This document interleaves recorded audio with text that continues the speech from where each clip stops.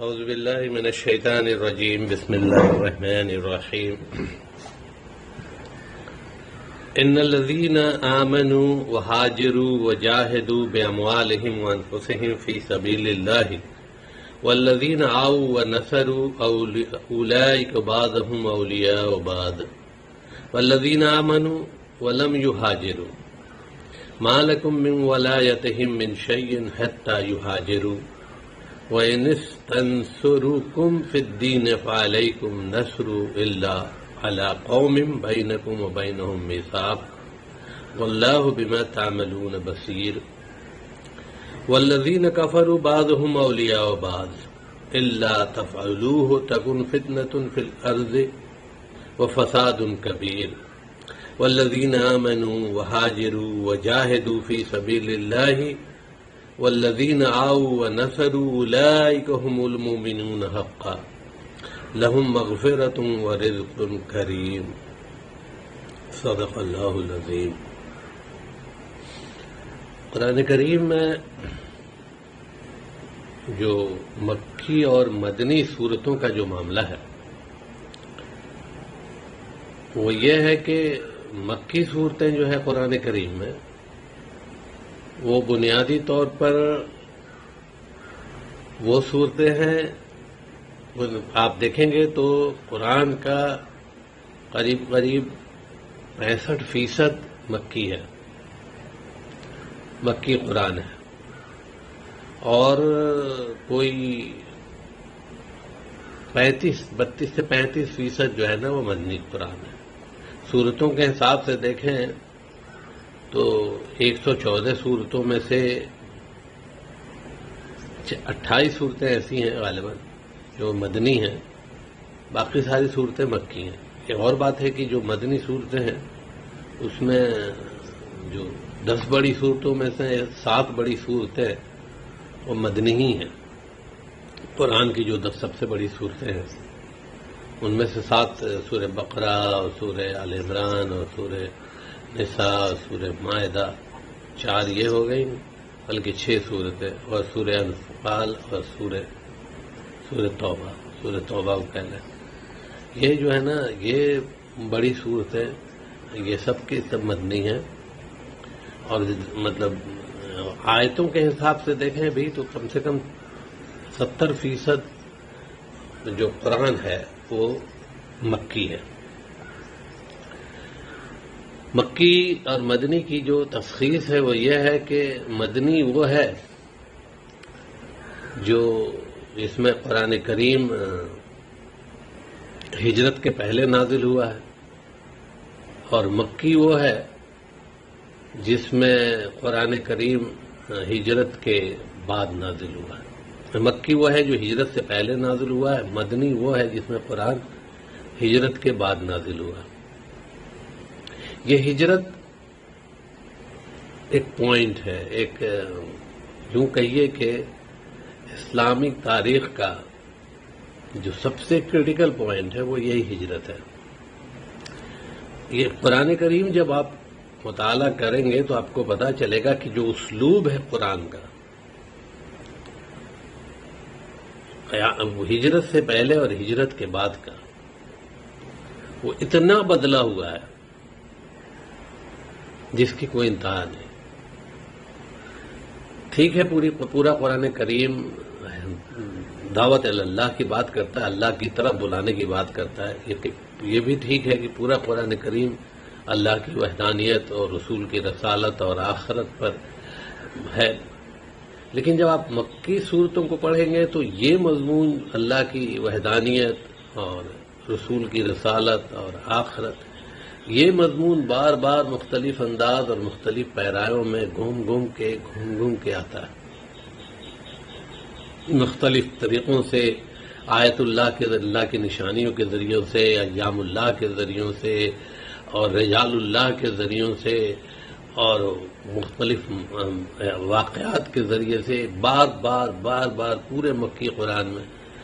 یہی گفتگو ہے کہ کیسے اللہ کی ذات اور صفات اور اللہ جو ہمارا رب ہے، جو ہمارا خالق ہے، جو ہمارا مالک ہے اس کے ساتھ وہ ہے کون، اس کی کیا منشا ہے، اس کی کیا چاہت ہے، وہ اس کی قدرت کیا ہے، اس کی صفات کیا ہے، اور رسولوں کا مقام اور مرتبہ کیا ہے، اور آخرت کیا ہے۔ لیکن جب آپ ان پوری گفتگو میں کبھی کبھی اس پر بھی گفتگو ہے کہ ایک ایسی سوسائٹی ضرور پیدا ہونی چاہیے، یہ انتظام ضرور ہونا چاہیے کہ انسانوں کو کے حالات اور واقعات کے حساب سے کہ جس قرآن پر، جو قرآن ہدایت کی کتاب بھیجی گئی ہے، اس قرآن کو اگر دنیا کے بندوں تک پہنچانا ہے تو انسان، جو لوگ جن کو اس کام کے لیے چنا گیا، ان کے اندر کیا صفات ہوں، اور جن تک پہنچانا ہے ان تک پہنچانے کے سلسلے میں کیا کیا جا سکے، اس کے لیے ایک ایسی سوسائٹی ڈیولپ کرنا جہاں اللہ کے دین کو باقی رکھنا آسان ہے۔ اس کو مکی صورتوں میں بہت کم ہینڈل کیا گیا ہینڈل۔ اسی طرح سے جب انسان دنیا میں زندگی گزار رہا ہے اور ایک اللہ کا بندہ ہے اور ایک اللہ کا بندہ نہیں ہے، تو دونوں کے ایکٹ اور اسٹائل میں کیا فرق ہے، اس پر بھی بڑا فرق ہے دونوں میں۔ مکی صورتوں میں اس پر بہت زیادہ گفتگو نہیں ہے، گفتگو ہے بھی تو بہت مبہم ہے۔ مکی صورتوں میں اس پر گفتگو ہے۔ جہاں تک ایمانیات کا سوال ہے، مکی صورتیں پوری کی پوری ایمانیات سے بھری ہوئی ہیں، پوری گفتگو ایمانیات پر ہے۔ اللہ کو مانو، اللہ کی مانو، اللہ تمہارا خالق، مالک، رازق، رب ہے، ہر چیز اس کے قبضہ قدرت میں، ہر چیز کو پوری گفتگو اس پر۔ لیکن اللہ کی مانو، اس کے جو احکام ہے وہاں پروموٹ ضرور کیا گیا ہے کہ ماننی تم کو اللہ کی چاہیے، ماننی تم کو رسول کی چاہیے، لیکن اس کے لیے جو لاہ عمل ہے، اس کے لیے جو طریقہ کار ہے، اس کو مبہم انداز میں وہاں ضرور بتایا گیا ہے، لیکن اس پر لمبی پوری گفتگو نہیں ہوئی ہے۔ ایمانیات کی جہاں تک بات ہے، وہ یہ کہ یہ بات اپنی جگہ پر سچ ہے کہ اللہ پر ایمان اور اللہ کی کتاب پر ایمان اور اللہ کے رسول پر ایمان اور اللہ کے فرشتوں پر ایمان اور قضاء اور قدر پر ایمان اور آخرت پر ایمان، یہ جن چیزوں کا اللہ کی کتاب مطالبہ کرتی ہے، ان سب پر ایمان لانا ایمان کی شرط ہے، بنیاد ہے۔ اور مکے دور کے انسانوں نے بھی اس ایمان کو حاصل کیا ہے، لیکن پورے مکی دور میں کبھی بھی اللہ سبحانہ و تقدس نے اپنے بندوں کو اس نام سے یا اس انداز میں نہیں پکارا کہ اے میرے بندو، اے بندو، اے میرے ایمان والو بندو، اے ایمان والو، ایسا کر کے کبھی پکارا نہیں، کیونکہ ایمان کی تکمیل کے لیے جو بنیادی ضرورت کی چیزیں ہیں، ایمان بالقلب تو موجود تھا مکے میں اور خوب تھا، لیکن ایمان بن عمل کی چونکہ حالات ہی نہیں تھے ایسے کہ جس پر کسی چیز پر عمل کرنے کے لیے انسان کو تیار کیا جا سکتا ہے یا کہا جائے آپ کسی کو کسی عمل کے لیے مجبور کرنا چاہیں تو اس کے لیے ضروری ہے کہ آپ کو حالات مہیا کریں۔ مکے میں حالات ایسے نہیں تھے کہ کسی چیز کو فرض کر کے اس کو کہا جائے کہ اس کو کرنا ہے۔ مثال کے طور پر نماز لے لیں، نماز مکے میں پڑھی جاتی تھی، اس میں کوئی شبہ نہیں کہ نماز مکے میں پڑھی جاتی تھی، لیکن جو نماز مکے میں پڑھی جاتی تھی اس نماز کا معاملہ یہ تھا کہ اس کی ابھی جو نماز کی صورتیں آپ کے سامنے ہیں ویسی والی حالت تھی نہیں۔ جو تہجد کی نماز تھی یا اپنے طور پہ لوگ نمازیں پڑھ لیا کرتے تھے، لیکن یہ 2 رکعت نماز کا کنسیپٹ تھا، لیکن یہ جو نماز باضابط وقت کی پابندی کے ساتھ اور جماعت کے ساتھ اور مساجد کی تعمیر اور اس کے لیے صفوں کی صف بندی اور یہ وعیدیں، بلکہ اس پر تعزیر جو نماز مسجدوں کے ہوتے ہوئے اور وقت ہوتے ہوئے جو مسجد میں نماز نہیں پڑھنے جاتا، اس سے پورا کا پورا جو سیٹ اپ ہے یہ مکی دور میں نہیں تھا، کیونکہ حالات نہیں تھے، نہ مسجدیں بنائی جا سکتی تھی، نہ اذان دی جا سکتی تھی۔ تو مکی دور کا جو ایمان تھا وہ اس ایمان کو اللہ سبحانہ و تقدس نے اتنا مکمل نہیں سمجھا کہ مکے میں بندوں کو کے لیے یہ لفظ استعمال کیا جائے یا ایھا الذین آمنو، اے لوگو، جو اے میرے ایمان والے بندو یا اے ایمان والو، یہ ٹائٹل آپ یوں سمجھ لیں کہ ایک بندے نے اسکول میں ایڈمیشن لے لیا،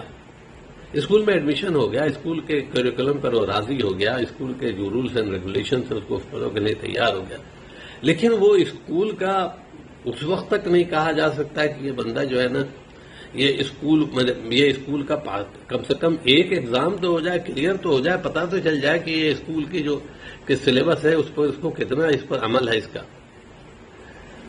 تبھی اس کے بعد اس کو ایک سرٹیفکیٹ دی جا سکتی ہے۔ یہ جو یا ایھا الذین آمنوا کا لفظ جو قرآن کریم میں استعمال ہوا ہے، ایک سرٹیفکیٹ ہے جو اللہ کی طرف سے بندوں کو دیا گیا جن لوگوں نے باضابطے طور پر نہ صرف یہ کہ ایمان لائے بلکہ وہ جو جزیات جو بھی ضرورتیں تھیں ایمان کی ان سب کو پورا کیا۔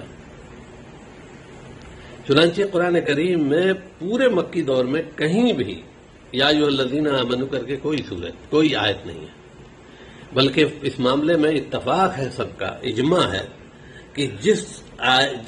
آیت میں یا ایھا الذین آمنوا آیا ہوا ہے وہ مکی ہے، وہ مدنی ہے، معاف کریں، وہ مدنی ہے، وہ مکی ہو نہیں سکتی، یہ ہجرت کے بعد کی تھی۔ اور اسی کے بنیاد کو آپ اس کو بات سمجھ میں تب آپ کو بہت آسانی سے اور آئے گی جب آپ یہ دیکھیں گے کہ جو مکی صورتیں ہیں مطلب مدنی صورتیں ہیں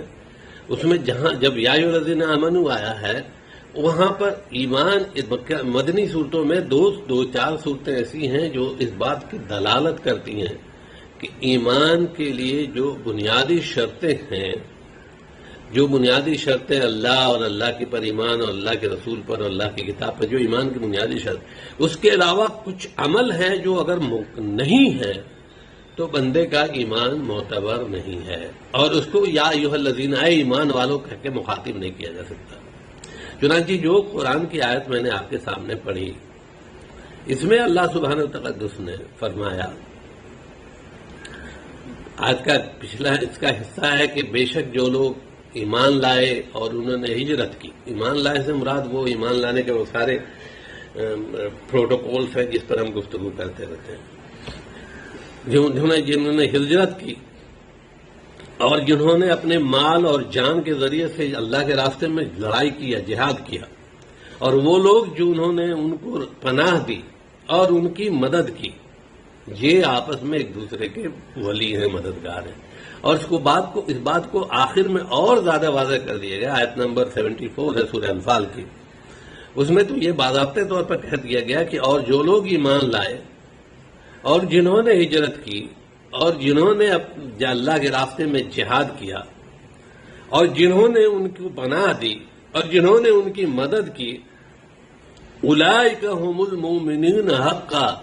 اصل میں مومن تو یہی لوگ ہیں، اصل مومن تو یہی لوگ ہیں، حق ہے جن کا جو سچے مومن ہے، جو حق کے والے مومن ہیں، اولئک هم المؤمنون حقا، یہی لوگ حق صحیح معنوں میں مومن ہیں۔ لہم مغفرۃ و رزق کریم، اور وعدے جتنے بھی مومنوں کے ایمان والوں کے ساتھ آتے ہیں یہ ان کے ساتھ مشروط ہیں۔ مطلب یہ اس کا یہ نکلا کہ ہجرت اور اللہ کے راستے کا جہاد اگر کوئی بندہ نہیں کر رہا ہے تو وہ پرفیکٹ مومن نہیں ہے، اس کے پرفیکٹ مومن ہونے میں قرآن اس کو پرفیکٹ مومن نہیں مانتا، وہ مکی دور کا مومن ہو سکتا ہے، قرآن کے مکمل نزول ہونے کے بعد کا مومن نہیں ہے۔ اب یہ ہے کہ ہجرت اور جہاد فی سبیل اللہ ان کی کیا صورتیں ہیں، یہ کیسے اندازہ لگے گا کہ یہ جو ہے نا اب آج کے دور میں ہجرت کیا ہے اور آج کے دور میں جہاد کی کیا کیفیت ہوگی۔ خوب جان لیں کہ جب بھی حالات ایسے ہوں کہ بندے پر اس کے دین پر عمل کرنا مشکل ہو جائے، کسی خطے، کسی قریے، کسی علاقے میں اس کا جو دین ہے جس پر اس کا عمل کرنا ہے، بنیادی دین پر اس کا عمل کرنا مشکل ہو جائے، وہ نمازیں نہیں پڑھ سکے، وہ روزے نہیں رکھ سکے، وہ اپنے زکوٰۃ کے اپنے کم سے کم اپنا نظام نہیں نافذ کر سکے، یا جو ہے نا وہ بنیادی طور پر وہ جو ہے نا اس مساجد کی تعمیر نہیں کر سکتے، یہ جو بنیادی جو دین ہے اس پر عمل کرنا اگر اس کے لیے مشکل ہو رہا ہے تو اس کے لیے ضروری ہے کہ وہ اس جگہ کو چھوڑ کے دوسری جگہ چلا جائے جہاں یا تو اس کے لیے گنجائش ہو، پہلے سے موجود ہو حالات ایسے، یا وہ اس کو اس بات کی امید ہو کہ وہاں اگر چلا جائے گا تو وہاں کم سے کم یہ آزادیاں اس کو میسر رہیں گی۔ آج کل یہ بہت آسان نہیں ہے، اور یہ بات شریعت کو بھی معلوم تھی، اللہ کے رسول صلی اللہ علیہ وسلم کو بھی اس کا علم تھا، اللہ تعالیٰ کو تو علم ہے ہی ہے کہ آنے والے دنوں میں یہ اتنا آسان معاملہ نہیں ہوگا۔ آج کے دن میں بدقسمتی سے مسلمانوں کے 57-58 ملک ہونے کے باوجود آپ کسی ملک میں پناہ گزین تو ہو سکتے ہیں ایک مدت تک کے لیے کہ جائیے پناہ لے لیجئے، لیکن مستقل سکونت کے لیے ہجرت کرنا کسی مسلم ملک میں بہت مشکل ہے۔ اس کے مقابلے میں کل میں ایک آرٹیکل پڑھ رہا تھا تو اسرائیل میں اگر کوئی یہودی جا کے بسنا چاہتا ہے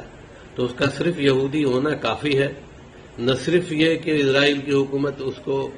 کو نیشنلٹی دے دیتی ہے، اس کو شہریت عطا کرتی ہے، بلکہ اس کی ساری بنیادی ضرورتوں کو پورا کرتی ہے۔ یہ ایک معاملہ ہے۔ اس کے مقابلے میں آپ کسی بھی چلے جائیے گلف کنٹریز میں تو آپ کو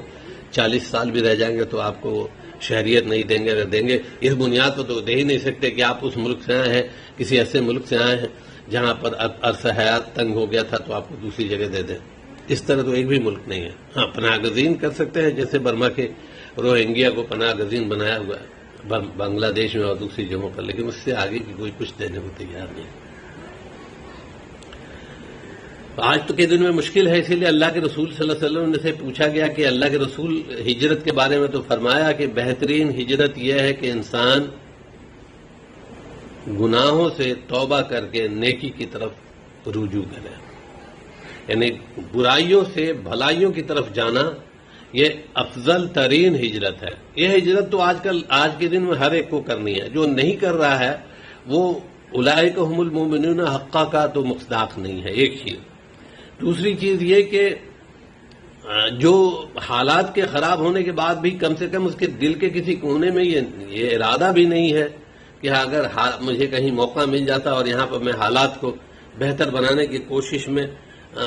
کامیاب نہیں ہو پا رہا ہوں تو وہ نکل کے وہاں سے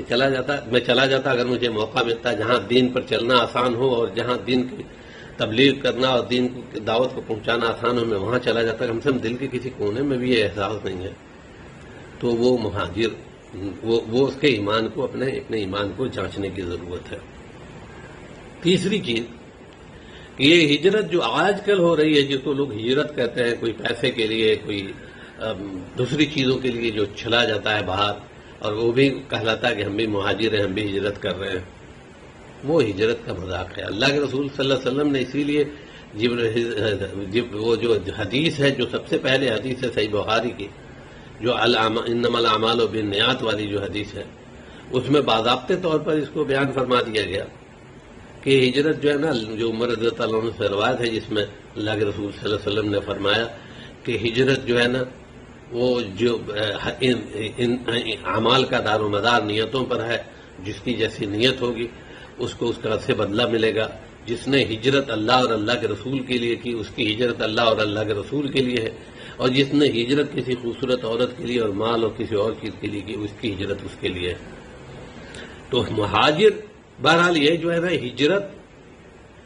یہ ایمان کا بنیادی جز ہے، پہلی چیز۔ دوسری چیز جو فرمایا جس کی بنیاد پر کہا کہ اولئک هم المؤمنون حقا،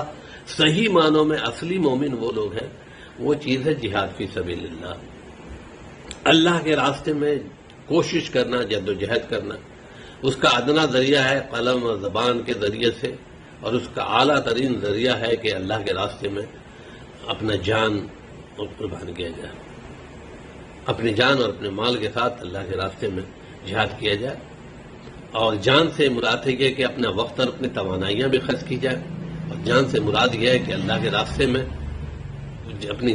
جان دی بھی جائے اور جانیں لی بھی جائے۔ یہ ساری چیزیں جو ہے نا جان کی میں یہ بنیادی چیزیں، یہ چونکہ مکی دور میں نہیں تھیں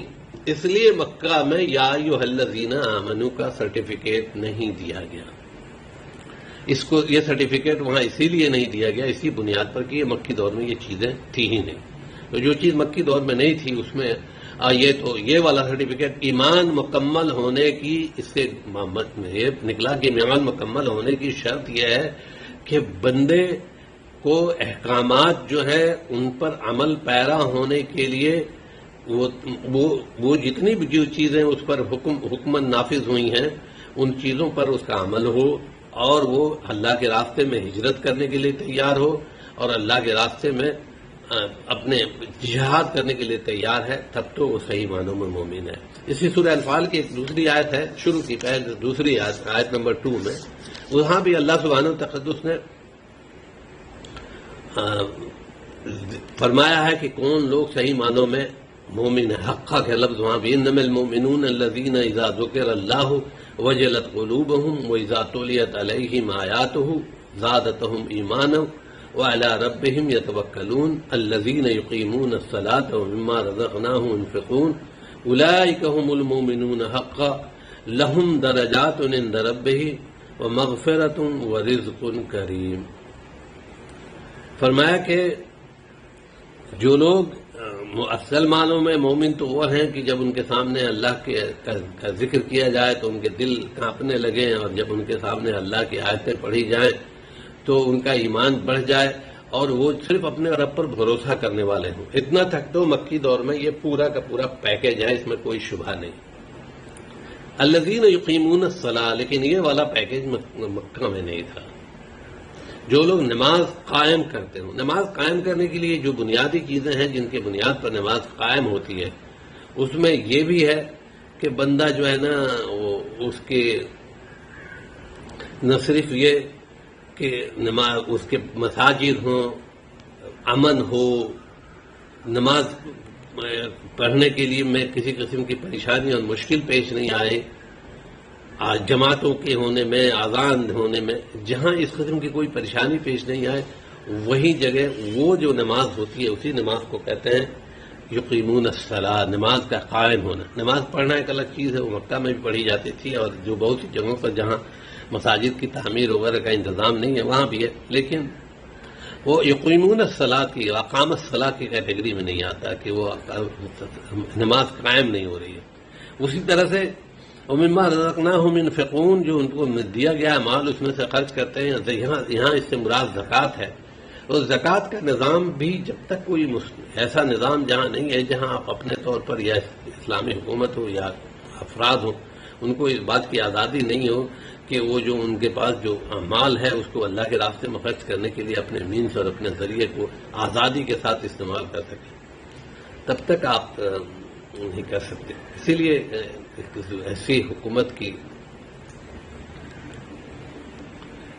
ایسی حکومت کی بنیادی طور پر بڑی ضرورت ہے جو کہ جس میں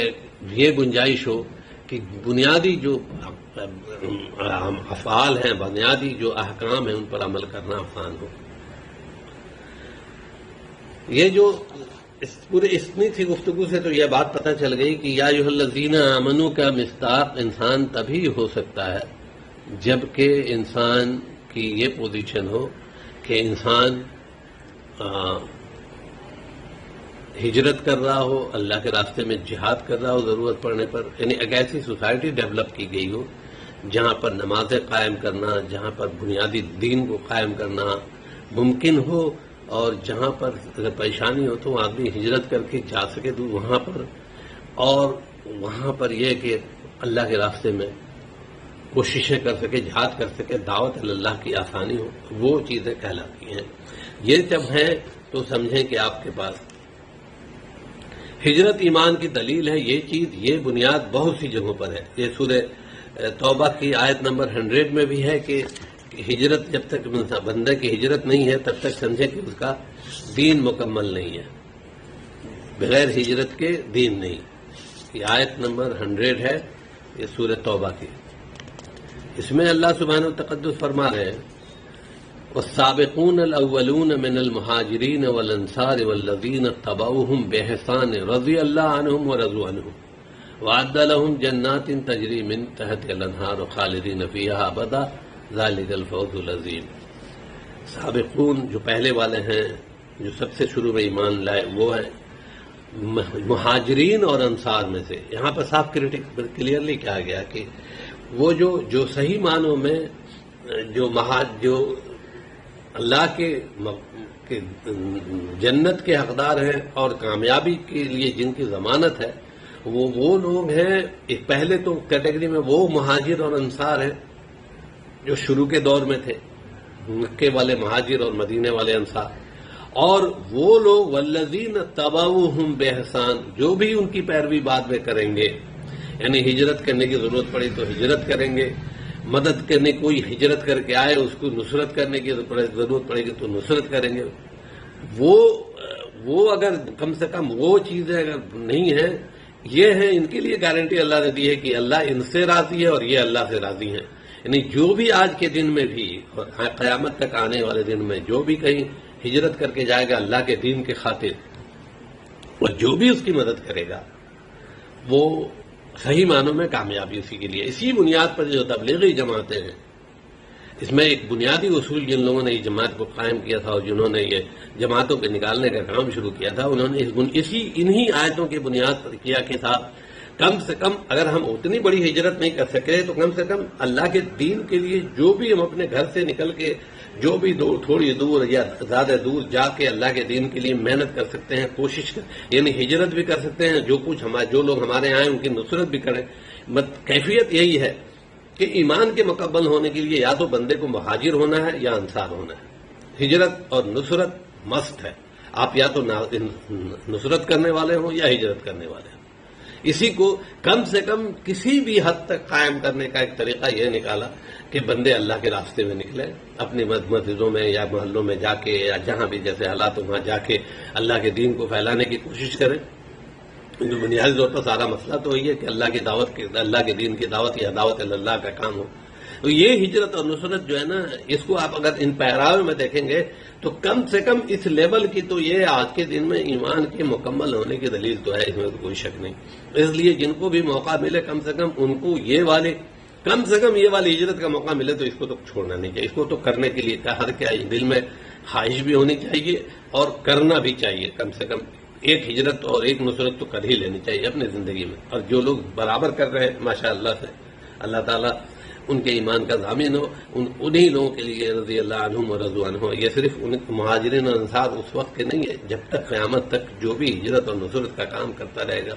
وہ اللہ کی رضا کا سرٹیفکیٹ اس کے ساتھ ہے۔ سورہ نحل کی میں اس چیز کو جو ہے نا بیان فرمایا، اسی بات کو سورہ عنکبوت میں سورہ نحل کی آیت نمبر 42 اور 110 ہے، سورہ عنکبوت کی آیت نمبر 56 ہے، سورہ حجرات کی آیت نمبر 15 ہے۔ یہ چیز جو ہے نا یہ بیان فرمائی گئی۔ اسے سورہ بقرہ کی آیت نمبر 218 ہے، سورہ اعراف کی آیت نمبر 157-58 ہے۔ ان ساری جگہوں پر یہ پوری گفتگو کی گئی کہ ہجرت اور نصرت بنیاد ہے، برہان ہے، دلیل ہے۔ ہجرت خاص طور پر کہ یہ جو نصرت کی دلیل ہے ایمان کے مکمل ہونے کی، یہ ایک بات کی دلیل ہے۔ اب یہ ہے کہ جو قرآن کریم میں اب اس سے آپ اندازہ لگائیں کہ یہی وجہ ہے کہ مکی قرآن میں اللہ سبحانہ و تقدس نے یا ایھا الذین آمنوا کا کہیں لفظ استعمال نہیں کیا۔ اگر کہیں بہت زیادہ اللہ تعالیٰ نے اپنے بندوں کے ساتھ انسیت دکھائی ہے کسی پوائنٹ پر، تو خطاب کرتے ہوئے جو لفظ استعمال کیا ہے وہ کہا ہے یا عبادی الذین آمنوا، اے میرے وہ بندو جو ایمان لائے، اے ایمان والو، یہ کہنا اور یہ کہنا اے ہندوستانیوں، اے بھارت واسیوں، یہ کہنا یا کہنا کہ اے لوگ جو بھارت میں رہتے ہو، دونوں میں بڑا فرق ہے۔ بات تو ایک ہی ہے انداز، لیکن دونوں میں بڑا فرق ہے۔ یہاں بالکل ایک طریقے سے مطلب یہ ہے کہ مانا جا رہا ہے کہ یہ چیز یہ جو ہے نا تم ہو یہاں کے۔ اب یہ بھارت واسی اس کو آپ تھوڑا سا سمجھ سکتے ہیں، وقت تو میرے پاس زیادہ نہیں ہے، کہ ایک آدمی جو ابھی روہنگیا مسلمان بھی یہاں آ کے رہ رہا ہے یا کوئی دوسرا بھی ریفیوج کر کے یہاں آ کے رہ رہا ہے افغانستان سے یا دنیا کے کسی ملک سے کسی ملک میں جا کے، تو اس ملک میں تو رہ رہا ہے۔ اے لوگوں جو بھارت میں رہتے ہو، وہ تو اس ملک میں تو رہ رہا ہے، لیکن اس کو آپ انڈین نہیں کہہ سکتے۔ اسی طرح سے جب تک کہ اس کو نیشنلٹی نہیں مل جاتی، جب تک کو سرٹیفکیٹ نہیں مل جاتی، یہ ایھا الذین آمنوا سرٹیفکیٹ ہے اس بات کا کہ آپ جو ہے نا یہ اب آپ ایکسیپٹڈ ہیں کہ پورے طور پر مومن کی حیثیت سے آپ ایکسیپٹڈ ہیں، جیسے پورے طور پر انڈین کے طور پر وہ ایکسیپٹڈ ہو گیا، آپ کا مطلب ہے اس کو ساری چیزیں اویل کر سکتا ہے، اور انہی لوگوں کے لیے رضی اللہ عنہم و رضوا عنہ کا یہ ہے۔ چنانچہ سورہ زمر میں 2 آیتیں ہیں جس میں اللہ سبحانہ و تقدس نے ان کو جو بیان فرمایا ہے وہ آیت نمبر 10 اور 53 میں کہ یا عبادی الذین آمنوا کر کے مخاطب کیا ہے کہ وہ جو ہے نا جو اے میرے وہ بندو جو ایمان لائے، یہ نہیں کہا کہ اے میری قل یا عبادی الذین آمنوا اتقوا اللہ، یہ سورہ زمر کی آیت نمبر 10 ہے۔ اسی طرح سورہ زمر کی آیت نمبر 53 میں ہے، اس میں فرمایا، یہ تو بہت مشہور آیت ہے، قل یا عبادی الذین اسرفوا علی انفسہم لا تقنطوا من رحمت اللہ۔ تو یہ جو اسٹائل ہے وہاں پر وہی ہے۔ ہم نے یہ گفتگو شروع کی ہے، انشاءاللہ ہم جو ہے نا آئندہ آنے والے دروس میں، یہ پہلے اصل میں شروع میں ہم نے جب یہ گفتگو یہ درس شروع کیا تھا تبھی سے ہمارا یہ تھا کہ ہم یا ایھا الذین آمنوا کے سلسلے کی جتنی بھی قرآن کریم میں آیتیں ہیں، عبداللہ بن مسعود رضی اللہ تعالیٰ عنہ کا ایک مشہور قول ہے کہ وہ کہتے ہیں کہ ہم اصحاب رسول جب بھی کوئی آیت یا ایھا الذین آمنوا کے عنوان کے ٹائٹل کے ساتھ آتی تھی تو ہم جو ہے نا ہم اپنے کان کھڑے کر لیتے تھے، ہم الرٹ ہو جاتے تھے، کیونکہ ضرور کوئی ایسا احکام آ رہا ہے جس پر عمل کرنے کی ہم سے کہا جا رہا ہے، اور ہم اس پر لیے تیار ہو جاتے تھے۔ تو یا ایھا الذین آمنوا سے ریلیٹڈ جتنی آیتیں ہیں لگ بھگ سب میں کوئی نہ کوئی احکام ہے۔ اس میں ہم نے ایک ترتیب میں ہم اس کو جمع کریں گے انشاءاللہ۔ عبادتوں کے سلسلے میں ہے، معیشت کے سلسلے میں ہے، معاشرت کے سلسلے میں ہے، انسانوں کے باہمی تعلقات کے سلسلے میں ہے، سیاست کے سلسلے میں ہے، انسانی نفس کے تزکیے کے سلسلے میں ہے، اصلاح معاشرہ کے سلسلے میں ہے۔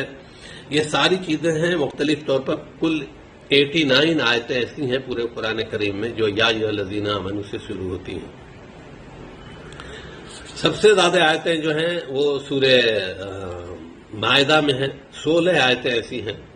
جو شروع ہوتی ہیں یا ایھا الذین آمنوا سے۔ اور چونکہ سورہ مائدہ کے بارے میں یہ ہے کہ سورہ مائدہ آخری مکمل سورہ ہے، آخری سورہ ہے جس میں بالکل اخیر دور میں نازل ہوئی ہیں جتنی آیتیں ہیں جو احکام کے سلسلے کی، وہ سب اس میں زیادہ تر جمع ہیں، اور ان میں کوئی تنسیخ بعد میں نہیں ہوا ہے، کوئی چیز نسخ نہیں ہوئی ہے، وہ فائنل ہے۔ تو وہ جو ہے نا وہ سورہ مائدہ کی جو آیتیں ہیں، اس سورہ مائدہ میں سب سے زیادہ 16 مرتبہ یا ایھا الذین آمنوا آیا ہے۔ اس کے بعد سے دوسرے نمبر پر سورہ بقرہ، سورہ بقرہ میں یہ بات 11 مرتبہ آئی ہے۔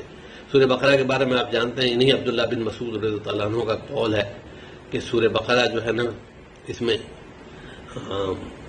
یہ قرآن کے جتنے احکامات ہیں ان کا نچوڑ ہے، یہ جتنے احکامات قرآن میں ہیں، قرآن کے 70% احکامات سورہ بقرہ میں ہی آ گئے ہیں، پورے کے پورے۔ بعد میں ان کی تفصیلی گفتگو بعد میں ہے، لیکن اجمالی طور پر احکامات جتنے ہیں وہ وہاں پہ سورہ بقرہ میں آ گئے۔ تو یہ چیز تو یہ ہوئی۔ تو سورہ بقرہ میں بھی 11 ہیں جہاں پر یا ایھا الذین آمنوا سے شروع ہوتے ہیں۔ پھر سورہ آل عمران میں 7 مرتبہ ہے، سورہ نساء میں یہ 9 مرتبہ ہے، سورہ انفال میں 6 مرتبہ آیا ہے،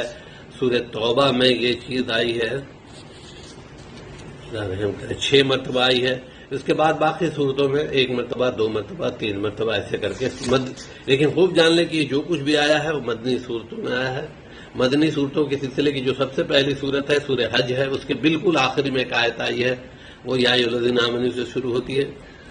اور باقی جگہوں پر آئی ہے۔ تو انشاءاللہ ہم اپنے بعد کے دروس میں ترتیب وار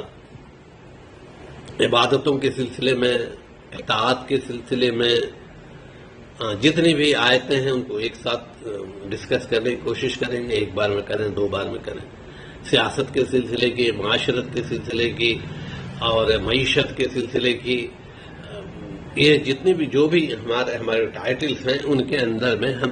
اس پر گفتگو کریں گے انشاءاللہ آنے والے دروس میں. یا ایھا الذین آمنوا کے سلسلے کی گفتگو کریں گے انشاءاللہ تعالی.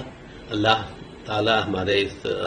کوشش کو اور کاوش کو قبول فرمائے. یہاں سگنل کی ایک بہت بڑی ایشو ہے. ہم انشاءاللہ کوشش کریں گے کہ یہ ویڈیو جو ہے نا یوٹیوب پر ڈاؤن لوڈ ہو سکے، اور انشاءاللہ ہم کوشش کر رہے ہیں کہ یہاں بہتر سگنل کے لیے کوئی دوسرا اپائے بھی کیا جا سکے. تب کے لیے آپ سے معافی کے خواستگار ہیں. اللہ تعالیٰ میرا اور آپ کا حامی و ناصر ہو. سبحان اللہ بحمدہ، سبحانک اللہم بحمدک، اشہد ان لا الہ